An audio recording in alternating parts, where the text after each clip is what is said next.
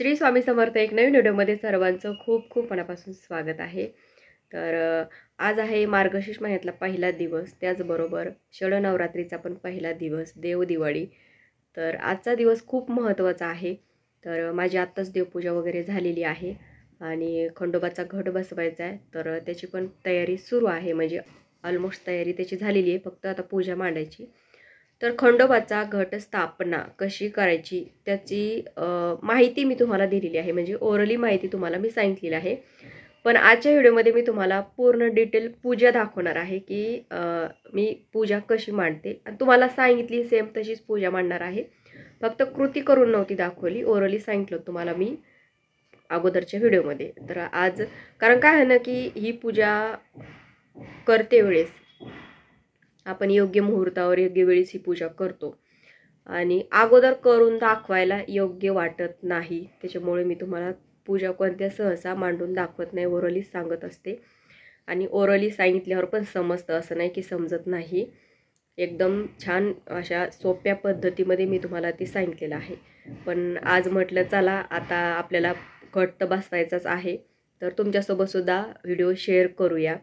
आणि खरंच ना आता हा घट जो आहे ना, गावाकडे आमच्याकडे नाही बसवत. गावाकडे म्हणजे आईकडे पण नाही आणि इकडं सासरी पण नाही. फक्त तळी उचलतात चंपाषष्ठीला, बाकी एवढंच करतात, बाकी दुसरं काही नाही करत ते. तर म्हटलं आपण बसू, कारण आपल्याला आता आपण सेवा करतो एवढी स्वामींची, आपल्या सर्व काही माहिती आहे. मग आपण आता आपलं घर पण झाले, म्हणजे भाड्याच्या घरातसुद्धा खंडोबाचा घट बसवत होते मी, असं नाही की नव्हते बसवत म्हणून. पण म्हटलं चला, मग देवीचा नव्हते बसवत. देवीचा फक्त ह्या घरात जेव्हा आलो तेव्हाच, म्हणजे हे वर्ष पहिलंच वर्ष होतं देवीचा घट बसवला मी ते. तर पूर्ण तयारी मी करून घेतलेली आहे. फक्त देवघर आता जिथं मला घट बसवायचा आहे ती जागा स्वच्छ करून घेणार आहे. म्हणजे रूमच वेगळी आहे, त्याच्यामुळे काही टेन्शनच नाही आहे. इकडं किचनमध्ये वगैरे देवघर असल्यावर काय होतं की आपल्याला पूर्ण साफसफाई करावी लागते. माझं देवघराची रूमच छोटीशी मस्त आहे आणि तिथे सर्व काही देवाचं सामान, देवघर, छोटी मोठी पूजासुद्धा आपल्याला असं काय आता घट वगैरे बसवायचं आहे तर तिथे बसून जातं. आणि इकडे दुसरीकडे काही त्याचं एवढं काही टेन्शन नाही आहे. म्हणजे आपण म्हणतो ना की बाहेरून वगैरे आल्यावर वगैरे विटा चंडाचं भीती वाटते, तसं तर आपण घरामध्ये आपण पाळतोच, पण बाहेरून कोण कसं येतं काय, त्याच्यामुळं आम्हाला आता काही टेन्शनच राहिलं नाही वेगळी रूम असल्याच्याने. तर आता ती रूम म्हणजे सामान काढलं मी त्यातलं, तर ती स्वच्छ पुसून घेते आणि घट बसवते. तर थोडासा व्हिडिओ मोठा पण होऊ शकतो, कारण पंचोपचार पूजा वगैरे सगळंच, आता अभिषेक वगैरे सगळंच आलं त्याच्यामध्ये. पण व्हिडिओ खरंच महत्त्वाचा आहे, त्याच्यामुळे व्हिडिओ शेवटपर्यंत बघा. तर चला, तर घट बसवायची पूर्ण तयारी करून घेतली मी. फक्त आता रूम पुसून घ्यायची, मला स्वच्छ करून घ्यायची. तर त्याच्या अगोदर म्हटलं चहा करून पिवा, कारण घट बसवला त्याच्यानंतर पाठ वाचायचा आणि वेळ होईल मला भरपूर असा. आणि त्याच्या अगोदर काही खायला पण नाही जमणार, नाश्ता वगैरे काहीच करायला नाही जमणार, कारण न खाता पाठ वाचायचा. जसा दुर्गा सप्तमीचा पाठ आपण वाचतो तसा सेम वाचायचा आणि घट पण बसवायचा. तर ह्या वर्षी काय आहे ना, मी यांना उपवास नाही करायला लावला, कारण माणसाचं कसं राहतं की बाहेर जातात, ड्युटी असते त्यांना, दगदग जास्त होते त्यांची, आणि उपवास म्हटलं की मग जीव गळून जातो, नको वाटतं. आणि आता थंडीचे दिवस आहेत तर सकाळीच भूक लागते. त्याच्यानंतर यांचं कसं आहे की हे सकाळी एकदा खाऊन गेले की संध्याकाळीच खातात, ते डबल घरी पण येत नाहीत. त्याच्यामुळं नको म्हटलं, आपण नुसतं घट बसूच सेवा करू. तर मी चहा ठेवला आहे एकीकडे. आणि आपलं बायकांचं कसं राहतं की एक काम करायचं असेल तर आपण त्याच्यासोबत अनेक सारे कामं असे करून घेतो. चहा उकळता उकळता मी किचन वाटा माझा आवरून घेतला, म्हणजेच हे जेवून गेले, ते मुली गेल्या, मुली 9 वाजता जातात.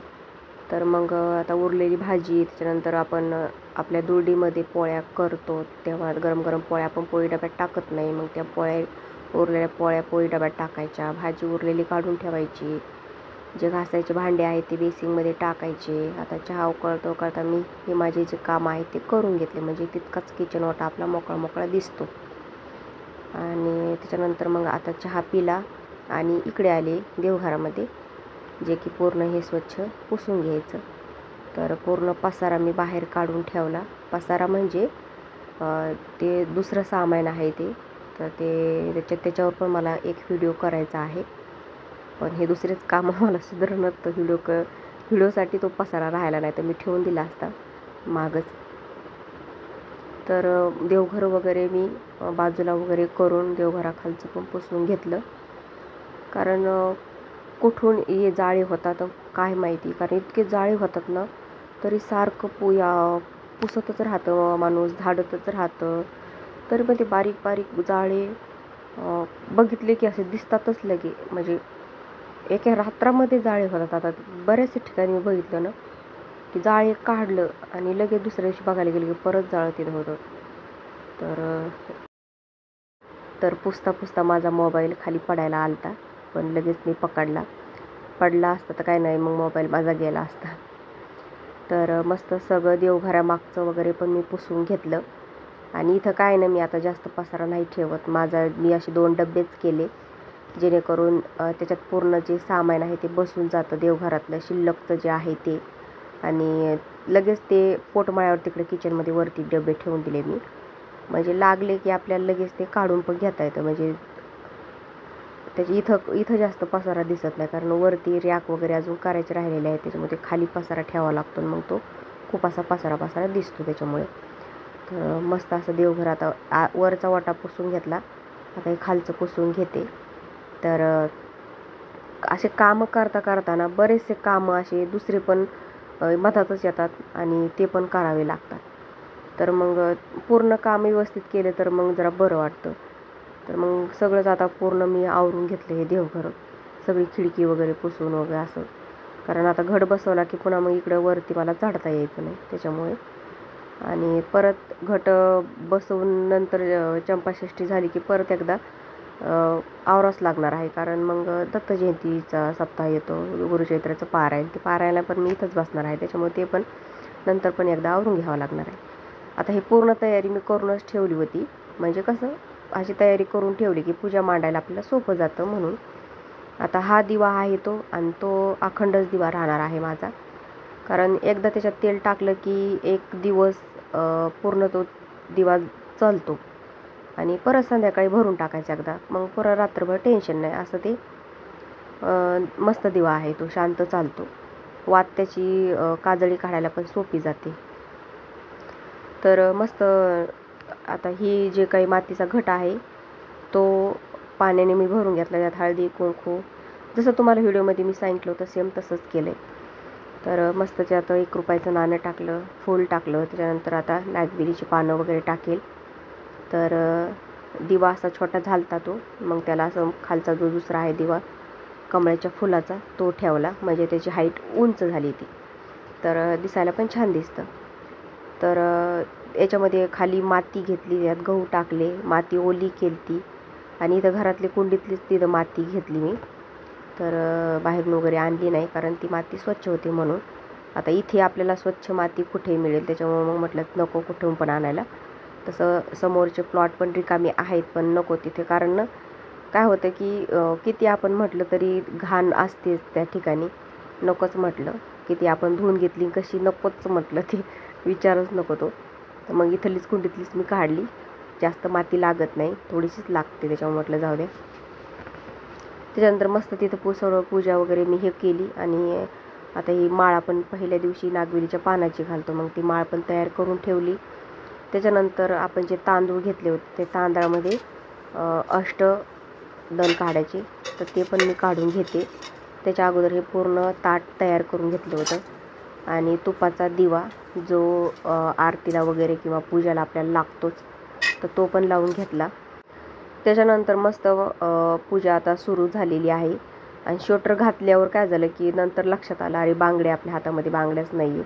तर मग अगोदर शोटर होतं तर मग ते कळालंच नाही. मग आता बांगड्या घातल्या, काचेच्या बांगड्या. त्याच्यानंतर स्वामी स्तवन म्हटलं मी. स्वामी स्तवन कसं आता आपल्याला पाठच आहे म्हणून मग आपण पूजा मांडता पण ते म्हणू शकतो. तर स्वामी स्तवन म्हटलं. त्याच्यानंतर 1 माळ श्री स्वामी समर्थ महाराजांच्या जपाची घेतली. स्वामी स्तवन झालं की 1 माळ श्री स्वामी समर्थ महाराजांचा जप घ्यायचा. त्याच्यानंतर पूजेला आपल्या सुरुवात करायची. मुनींना सप्तकोटींना वरद भक्तवत्सला दृष्टवतन देवस्य वंदे हे महसापती.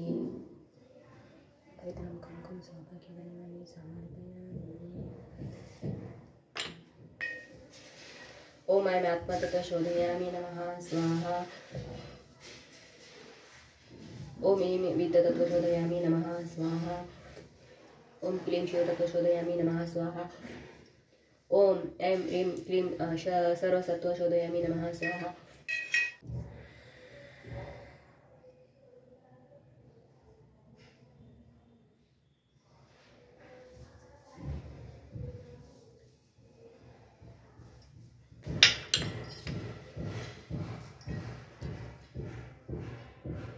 तर संकल्प करताना हातात अक्षदा पाणी घ्यायचं आणि गोत्र आणि आपल्या नावाचा उच्चार मनातली मनात करायचा। माझ्या सर्व कुटुंबाला क्षेम स्थैर्य आयु आरोग्य विद्या ऐश्वर्य प्राप्तीसाठी वर्धनासाठी सर्व दुरित अपशमनासाठी अशुभ शक्तीचे भय उपद्रव्य निवारण्यासाठी आर्थिक सबलीकरणासाठी आदित्यादी सकल ग्रहपीडा शांतीपीडा त्रिविध ताप निरसनासाठी तसेच श्री कुलदेवी व श्री कुलदैवत व श्री सद्गुरूंची अखंड अचंचल अभेद्य भक्ती सेवा व सानिध्य प्राप्तीसाठी प्रतिवर्षी कुलधर्माच्या अंगभूत श्री घटस्थापना अखंड दीप प्रज्वलन आणि श्री मल्हारी सप्तशतीचे तुम्ही किती पाठ करणार आहात ती संख्या इथे आपल्याला बोलायची आहे। संकल्प करीत आहे।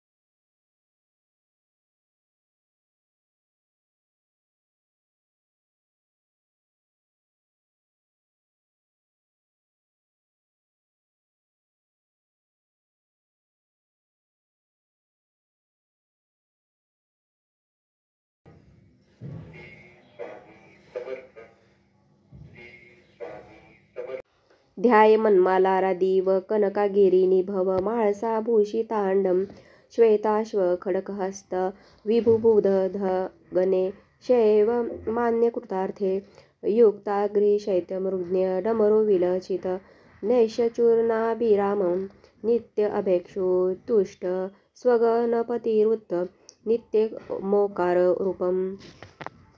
आता इतके कठीण मंत्र तुम्हाला येत नसतील तर सरळ आपल्या खंडोबाचं नाव घ्यायचं आणि कृती करत राहायचं। त्याच्यानंतर गणपती अथर्व शिष्य मी म्हणते तर याच्यातलं पेज काढेपर्यंत माझं गणपती दिवशी तर ऑलमोस्ट म्हणणं होत आलं होतं, तर थोडंसंच राहिलं होतं। फलश्रुती नाही म्हटली मी इथं, नुसतं गणपती अथर्व शिष्यचं म्हटलं। त्याच्यानंतर खंडोबाचा अभिषेक, तर हा अभिषेक एक वेळेस श्री सूक्त म्हटलं, एक वेळेस पुरुष सूक्त, त्याच्यानंतर एक वेळेस पुरुष सूक्त नाही म्हटलं, एक वेळेस श्री सूक्त आणि शिवमहिम स्तोत्र म्हटलं आणि पूर्ण ह्या अभिषेक केला। आता पूर्ण तुम्हाला मी शिवमहिम स्तोत्र आणि ते दाखवलं असताना तो व्हिडिओ खरंच खूप मोठा झाला असता, 1 तासाच्या वरती गेला असता, त्याच्यामुळे मी तुम्हाला तेवढं म्हणून नाही दाखवलं। त्याच्यानंतर मस्त पंचामृताने अभिषेक, त्याच्यानंतर पाण्याने अभिषेक केला आणि कारण ते मोठं होतं शिवमहिम हे स्तोत्र, मला माहिती खूप मोठं आहे, तर त्याच्यामुळे गळती पात्रच मी लावलं होतं। मस्त टाक पुसून घेतला, त्याच्यानंतर खंडोबाचा जय जयकार करत मस्त टाक तिथे ठेवून दिला जोडपानावर। त्यानंतर खंडोबाच्या टाकाची मस्त अशी पंचोपचार पूजा केली। पंचोपचार पूजा म्हणजे त्यांना हळदी कुंकू अष्टगंध अक्षदा फुलं गजरा धूप दीप याला पंचोपचार पूजा म्हणतात, पंचोपचार अभिषेक। तर असा मस्त अभिषेक करून घेतला। खरंच ही पूजा मांडलं इतकं भारी वाटतं ना, खूप छान वाटतं, एकदम प्रसन्न वाटतं। आणि आपल्या पूजेमध्ये ना शंख घंटी ही असलीच पाहिजे। त्यानंतर हे कापसाचं वस्त्र, त्याला हळद लावली मी आणि ते सुद्धा घातलं। इथे तुम्ही हार पण घालू शकता। आणि जे पंचामृत आहे आपण पूजेमध्ये घेतलेलं, त्याचा पण नैवेद्य आपल्याला त्याचाच नैवेद्य दाखवायचा आहे। तर उद्या खडी साखरेचा याचा पण दाखवला तरी चालतो। तर मस्त नैवेद्य दाखवून घेतला। त्याच्यानंतर आरती खंडोबाची, तर मल्हारी सप्तशतीचा जो ग्रंथ आहे त्याच्या पाठीमागेच त्याची आरती आहे, तीच म्हणायची आहे, किंवा यूट्यूबला पण तुम्ही सर्च करू शकता, किंवा आरती संग्रह याचं तुमच्याकडे बुक असेल त्याच्यामध्ये खंडोबाची आरती असतेच, ती पण म्हणू शकता। तर मस्त असं आता हे डेकोरेशन आपण म्हणू शकतो याला, जे आपल्याला जर करायचं असेल तर आपण करू शकतो. पण काय होतं ना की असं काही वेगळं डेकोरेशन वगैरे केलं तर पूजा अजून भारी वाटते आणि आपल्याला प्रसन्न वाटतं आणि देवांनासुद्धा प्रसन्न वाटतं. म्हणून मस्त अशी फुलं सजवले. त्यानंतर ही आहे नागवेलीच्या पानाची माळ. जो मंत्र मी तुम्हाला सांगितलाच होता व्हिडिओमध्ये, तो मंत्र म्हणायचा आणि रोज तोच मंत्र म्हणायचा माळ घालते वेळेस. तर आज नागवेलीच्या पानाची माळ म्हणून ती माळ घातली, तर उद्या आपण पिवळ्या फुलाची, कोणत्याही पिवळ्या फुलाची माळ घालू शकतो. त्याच्यानंतर मस्तपैकी आरती, अगोदर गणपती बाप्पांची, त्याच्यानंतर खंडोबाची. तर अशी बघू शकता तुम्ही, मस्त अशी पूजा आपली दिसत आहे. आणि पूर्ण खंडोबाचा जो टाक आहे, घटस्थापना आहे, ती मस्त झालेली आहे. इथं त्यांचा मान सन्मान म्हणून इथे टावेल, टोपी, श्रीफळ असं ठेवलेलं आहे. त्याच्यानंतर घट स्थापना झाल्यावर जो ग्रंथ आहे त्या ग्रंथाच्या अगोदर पूजा करून घ्यायची. त्याच्यानंतर वाचायला सुरुवात करायची. तर आता इथे पण मी सुरुवातीला स्वामी स्तवन, एक माळ श्री स्वामी समर्थ महाराजांची, त्याच्यानंतर मग ग्रंथ वाचायला सुरुवात केली. तर हा ग्रंथ वाचते वेळेस मराठीमधून आहे हा, त्याच्यामुळे पूर्ण आपल्याला वाचते वेळेस समजतो, सोपा जातो वाचायला. तर 1.5-2 तास लागले होते मला वाचायला हा ग्रंथ. पण मग म्हटलं एकदा पूजा झाली, ग्रंथ वाचून घेतलं की आपण घरातले कामं वगैरे आपले कामं करायला मोकळे. तर मस्त अशी पूजा झालेली आहे. तर तुम्हाला पण ती कशी वाटली नक्की सांगा. एकोट एकोट जय मल्हार, सदानंदाचा येळकोट. तर आताच ग्रंथ पण वाचून झालेला आहे, म्हणजे मल्हारी सप्तशतीचा पाठ पूर्ण वाचला. दीड तास लागला, पावणे दोन तास म्हटलं तरी हरकत नाही. कारण हा ग्रंथ आपण नेहमी वाचत नाही. जसा दुर्गा सप्तशतीचा ग्रंथ आपण नेहमी वाचत राहतो, त्याच्यामुळे त्याची स्पीड आपली वाढलेली वाचण्याची. हा ग्रंथ काय ना नेहमी वाचत नाही आपण, त्याच्यामुळे थोडासा वेळ लागतो. आणि तरी पण पावणे दोन तासात वाचणं झाला. आणि असा हा घटस्थापनेचा व्हिडिओ तुमच्यासोबत शेअर केलेला मी. कारण इतर वेळेस आपण नुसतं ओरली सांगतो, पण आज मी तुम्हाला कृतीमधून दाखवलं आहे. चला म्हटलं आपण घटस्थापना करतोय तर तुमच्यासोबत सुद्धा शेअर करावं. कारण बऱ्याच जणांना काय होतं की समजत नाही, बऱ्याचशा वेळेस करून दाखवलं तर समजतं. खूप सोपी सेवा आहे, खूप सोपी पूजा आहे, जास्त काही अवघड नाहीये. जास्त फक्त तयारी करायला थोडेसे वेळ लागतो, पूजा मांडायला काहीच वेळ लागत नाहीये. संकल्प वगैरे सर्व काही एकत्रच आहे. आणि आपण कोणती सेवा करतो त्याच्यामुळे संकल्प महत्वाचा आहे. त्याच्यामुळे कोणती पूजा करतो संकल्प अगोदर करायचा आहे. तर आता पूजा झालेली आहे. तर आजच्या व्हिडिओमध्ये इतकंच. व्हिडिओ आवडल्यास व्हिडिओ लाईक करा, शेअर करा, चॅनलला सबस्क्राईब करू विसरू नका. झालीच सेवा श्री स्वामी समर्थ महाराजांच्या परमपूज्य गुरु माऊलींच्या चरणी रुजू करते. श्री स्वामी समर्थ.